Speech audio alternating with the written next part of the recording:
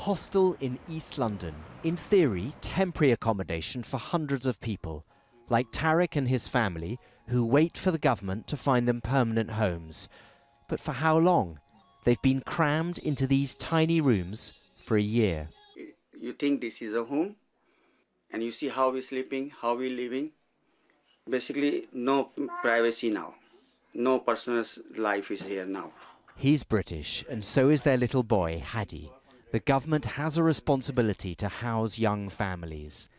And it has the same responsibility for vulnerable adults like Louise, who suffers from arthritis. She's been in the hostel almost 2 years. She doesn't want relatives to see her living like this, so hid her face. Like Tariq, she can't find a job that pays enough to cover private rent. Why are they trying to move people out of London to the suburbs? Why?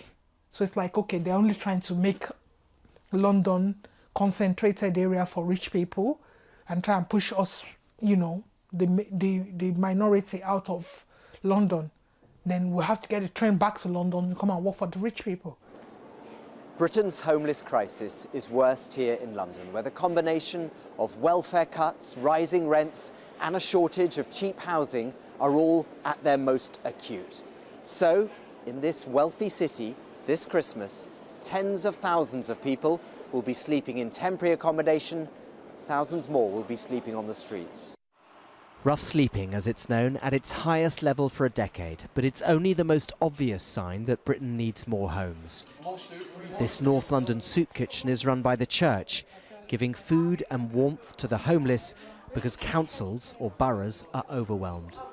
Boroughs are struggling to find any kind of accommodation and having to rely on the private sector to provide what they can, and the quality of the sector is quite clearly deplorable. I mean, we would have to say that many of the houses we wouldn't want to put anybody in at all.